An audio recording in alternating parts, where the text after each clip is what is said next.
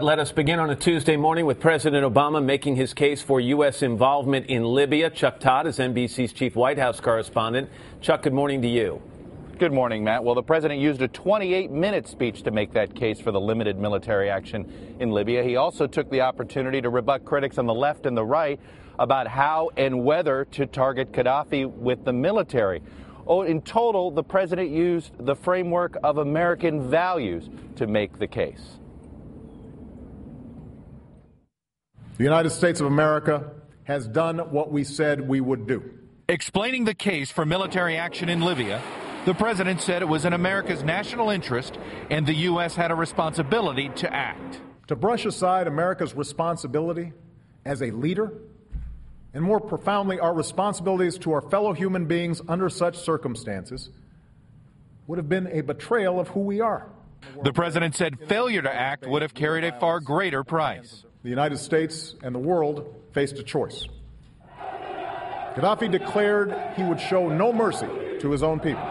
We knew that if we waited one more day, Benghazi, a city nearly the size of Charlotte, could suffer a massacre that would have reverberated across the region and stained the conscience of the world. And Mr. Obama declared the mission so far a success. I said that America's role would be limited, and that we would not put ground troops into Libya, that we would focus our unique capabilities on the front end of the operation, and that we would transfer responsibility to our allies and partners. Tonight, we are fulfilling that pledge. But the president said until Gaddafi steps down, Libya will remain dangerous. But he rejected the idea of using the military to target Gaddafi, comparing that to Iraq and President Bush's decision to go after Saddam Hussein. If we tried to overthrow Gaddafi by force, our coalition would splinter.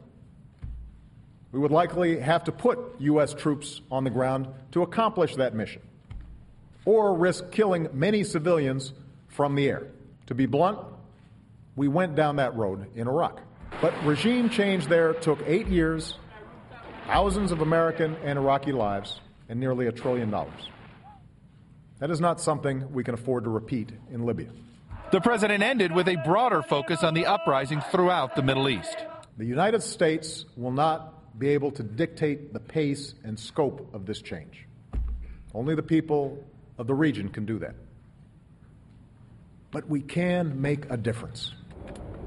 Despite this being a foreign policy speech, the congressional reaction is split harshly along partisan lines, with Republicans upset about the lack of a timeline for an exit strategy, and even John McCain being upset that the president didn't want to use the military to dictate regime change. Democrats were supportive, but basically unenthusiastically. Meredith. All right, Chuck Todd, thank you very much.